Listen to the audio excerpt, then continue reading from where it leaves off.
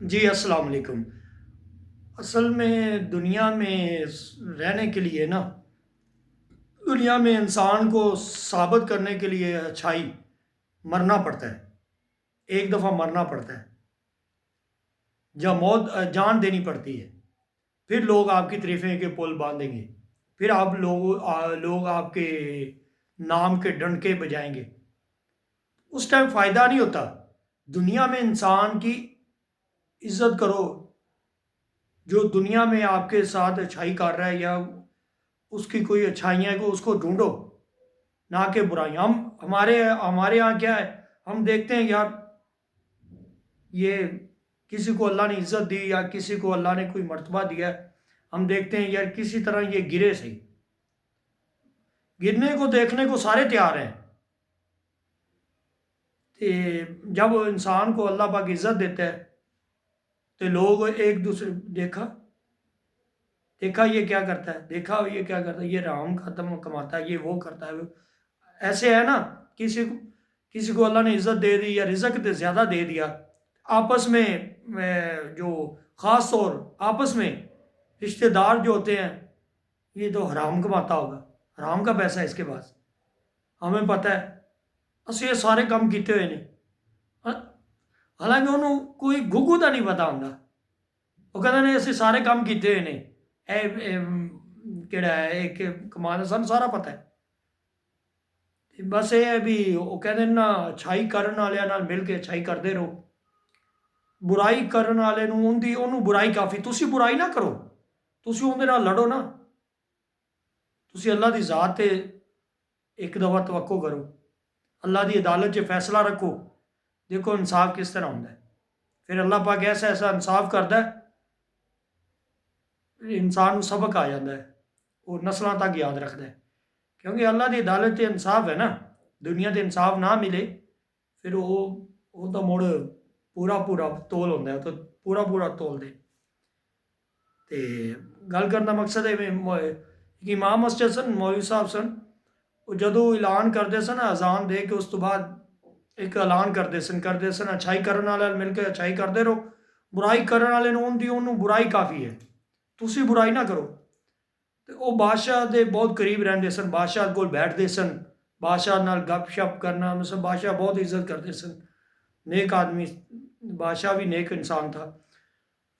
ਇੱਕ ਦਿਨ ਉਹਨਾਂ ਕਿਹਾ, ਕਿਹੜਾ ਨਾ ਤੁਸੀਂ ਕੋਈ ਖਤ ਵਗੈਰਾ ਜਾਂ ਕੋਈ ਚਿੱਟ ਵਗੈਰਾ ਉਹਨਾਂ ਨੂੰ ਦਿੰਦੇ ਸਨ, ਉਹ ਲੈ ਜਾਂਦੇ ਸਨ ਦੂਸਰੇ ਮੁਲਕਾਂ 'ਚ ਦੇ ਕੇ ਆਉਣਾ। ਜਿਸ ਤਰ੍ਹਾਂ ਹੁਣ ਸ਼ਾਦੀਆਂ ਦੇ ਕਾਰਡ ਵਗੈਰਾ ਦਿੰਦੇ ਨੇ ਲੋਕ, ਅਤੇ ਇਸ ਤਰ੍ਹਾਂ ਉਹ ਖਤ ਵਗੈਰਾ ਦੇਣਾ ਹੁੰਦਾ ਸੀ, ਕਿਸੇ ਮੁਲਕ ਨੂੰ ਲਿਖਣਾ ਹੁੰਦਾ ਸੀ, ਅਤੇ ਉਹ ਮੌਲਵੀ ਸਾਹਿਬ ਪਹੁੰਚਾਉਂਦੇ ਸਨ। ਫਿਰ ਅੱਗੋਂ ਕੋਈ ਨਜ਼ਰਾਨਾ ਵਗੈਰਾ ਜਾਂ ਕੋਈ ਪੈਸੇ ਵਗੈਰਾ, ਜਿਸ ਤਰ੍ਹਾਂ ਅਸੀਂ ਕੋਈ ਕਾਰਡ ਦੇਣ ਆਏ ਅਸੀਂ ਉਹਨੂੰ 100 200 300 ਜਿਤਨਾ ਹੋ ਸਕੇ ਦੇ, ਹਰ ਆਪਣੀ ਆਪਣੀ ਸੋਚ ਦੇ ਮੁਤਾਬਕ ਦੇ ਦਿੰਦੇ। ਉਹ ਪਹਿਲੇ ਦੌਰ ਦੇ ਵਿੱਚ ਇਸ ਤਰ੍ਹਾਂ ਲੋਕ ਬਾਦਸ਼ਾਹ ਦਾ ਖਤ ਜਾਂਦਾ ਸੀ ਅਗਲੇ ਬਾਦਸ਼ਾਹ, ਫਿਰ ਉਹ ਕੋਈ ਪੈਸੇ ਜਾਂ ਕੋਈ ਚੀਜ਼ ਜਾਂ ਕੋਈ ਨਾ ਕੋਈ ਉਹਨੂੰ ਇਨਾਮ ਕਨਾਮ ਦਿੰਦੇ ਸਨ। ਅਤੇ ਇਸ ਦੇ ਇੱਕ ਕਿਹੜੇ ਜਲਣ ਵਾਲੇ ਹੁੰਦੇ ਨਾ, ਉਹ ਵਿੱਚ ਹੀ ਹੁੰਦੇ ਨੇ, ਉਹ ਤੁਹਾਡੇ ਕਰੀਬ ਜ਼ਿਆਦਾ ਹੋਣਗੇ ਜਲਣ ਵਾਲੇ, ਤੁਹਾਡੇ ਮੂੰਹ 'ਤੇ ਬੜੀਆਂ ਖੁਸ਼ਨੁਦੀਆਂ ਕਰਨਗੇ, ਮੂੰਹ 'ਤੇ ਬੜੇ ਤੁਹਾਡੇ ਮਿੱਠੇ ਹੋਣਗੇ, ਬਈ ਤੂੰ ਬੜੀ ਥਾਪੀ ਮਾਰਸਨ, ਤੂੰ ਬੜਾ ਅੱਛਾ ਬੰਦਾ ਹੈ, ਤੂੰ ਇੰਝ ਹੈ, ਤੂੰ ਇੰਝ ਹੈ। ਅਤੇ ਡਿੱਡੂ ਉਹ ਉਬਾਲ ਉੱਠ ਰਹੇ ਹੋਣਗੇ, ਉਬਾਲ, ਬਈ ਇਹ ਕਿਸ ਤਰੀਕੇ ਨੂੰ ਗਿਰਾਈਏ, ਕਿਸ ਤਰੀਕੇ ਨੂੰ ਨਾਕਸ ਕਰੀਏ, ਇਹ ਕੀ ਸ਼ੈ ਸੀ ਅਤੇ ਕੀ ਬਣ ਗਿਆ। ਸਾਰਿਆਂ ਦੀ ਇਹੀ ਸੂਰਤ ਹਾਲ ਹੈ। ਅਤੇ ਉਹ ਜਦੋਂ ਮੌਲਵੀ ਸਾਹਿਬ ਐਲਾਨ ਕਰਕੇ, ਉਹ ਇੱਕ ਬੰਦਾ ਸੀ, ਉਹਨੇ ਕਿਹਾ ਜਿਸ ਤਰ੍ਹਾਂ ਮੌਲਵੀ ਨੂੰ ਗਿਰਾਵਾਂ ਨਾ, ਮੌਲਵੀ ਤਾਂ ਕਹਿਣਾ ਬੜਾ ਬਹੁਤ ਕਰੀਬ ਹੋ ਗਿਆ ਬਾਦਸ਼ਾਹ ਦੇ, ਅਤੇ ਇਹਨੂੰ ਕਿਸ ਤਰੀਕੇ ਨਾਲ, ਉਹਨੇ ਸੋਚਿਆ, ਉਹਨੇ ਇੱਕ ਦਿਨ ਦਾਵਤ ਰੱਖ ਦਿੱਤੀ ਮੌਲਵੀ ਸਾਹਿਬ ਦੀ। दावत रखते थे, उन्हें ना प्याज खिलाए, कच्चे प्याज। मौलवी साहब नेक आदमी सन, अल्लाह वाले सन, उन्हें चुप करके बिस्मिल्लाह करके वो प्याज कबूल कर ले, कबूल करके वो खाते प्याज दे।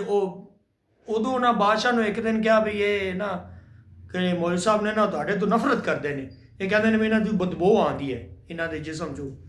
तो उस दिन बच्चे उन्हें कहा चलो मैं कल तू इनका ख्याल करसा भी मूँह अगे कपड़ा लेंदे ने, तो उन्होंने कहा। उस दिन उन्हें कच्चे प्याज खुआए। मौलवी साहब जब बादशाह को बैठे, उन्हें क्या प्याज की समैल आ सी बादशाह को, उन्हें वैसे मूँह अगे कपड़ा कर लिया। वो बंदे ने उन्होंने इशारा किया बादशाह को, देखो ਜੀ ਮੌਲਵੀ ਤੁਹਾਡੇ ਤੋਂ ਨਫ਼ਰਤ ਕਰਦਾ ਹੈ। ਬਾਦਸ਼ਾਹ ਨੇ ਕਿਹਾ ਵਾਕਿਆ ਹੀ ਹੈ ਤਾਂ ਇਹਦੀ ਗੱਲ ਠੀਕ ਹੈ। ਬਾਦਸ਼ਾਹ ਨੇ ਉਹਨੂੰ ਕਿਹੜਾ ਨਾ ਖਤ ਲਿਖ ਦਿੱਤਾ, ਦੂਸਰੇ ਦਿਨ ਮੌਲਵੀ ਸਾਹਿਬ ਨੂੰ ਜਾ ਦੇ ਆਓ, ਫਲਾਹ ਮੁਲਕ 'ਚ ਪਹੁੰਚਾਇਆ। ਮੌਲਵੀ ਸਾਹਿਬ ਗਏ, ਸਵਾਰੀ ਕੱਢੀ। ਜਦੋਂ ਘੋੜੇ ਜਾਂ ਜੋ ਵੀ ਸਵਾਰੀਆਂ ਹੁੰਦੀਆਂ ਸਨ ਉਹਨਾਂ ਸਫ਼ਰ ਰਵਾਨਾ ਕਰ ਦਿੱਤਾ। ਜਾਂਦੇ ਜਾਂਦੇ ਕਿਹੜਾ ਨਾ ਰਾਸਤੇ 'ਚ ਉਹ ਬੰਦਾ ਅੱਗੋਂ ਆ ਗਿਆ, ਕਿੰਨੇ ਉਹਨੂੰ ਪਿਆਜ਼ ਖਿਲਾਏ ਸਨ।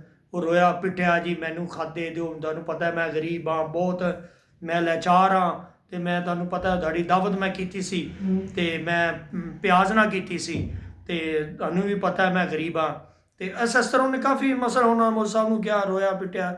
ਮੌਲਵੀ ਸਾਹਿਬ ਨੇ ਕਿਹਾ ਬਈ ਮੈਨੂੰ ਕਿਹੜਾ ਹੈਗਾ ਸੀ ਬਾਦਸ਼ਾਹ, ਉਹਨੇ ਬੜੀ ਵਜ਼ਾਹਤ ਨਾਲ ਕਿਹਾ ਸੀ ਵੀ ਕਿਸੇ ਨੂੰ ਖਤ ਦੇਣਾ ਨਹੀਂ।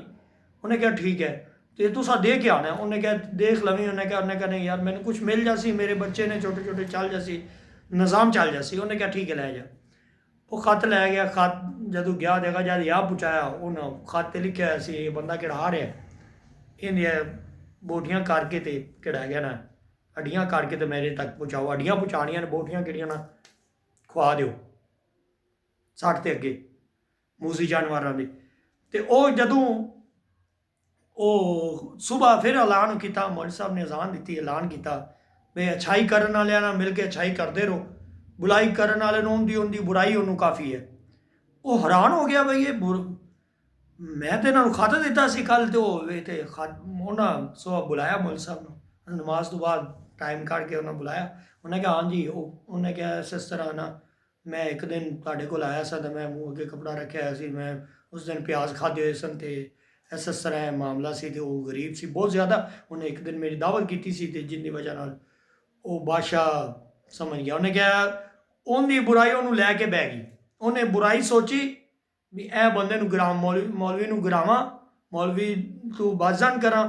ਮਸਲਨ ਜਿਸ ਬੰਦੇ ਨੂੰ ਕੋਈ ਅੱਲਾ ਇੱਜ਼ਤ ਦਿੰਦਾ ਨਾ, ਗੱਲ ਲੁੱਬੇ ਲਬਾਬ ਗੱਲ ਕਰਨ ਦਾ ਮਕਸਦ ਹੈ, ਉਹ ਬੰਦੇ ਦੇ ਤਾਂ ਟੋਟੇ ਹੋ ਗਿਆ ਨਾ, ਉਹ ਤਾਂ ਬੰਦਾ ਵਾਪਸ ਨਹੀਂ ਆਇਆ, ਉਹ ਤਾਂ ਖਤਮ ਹੋ ਗਿਆ।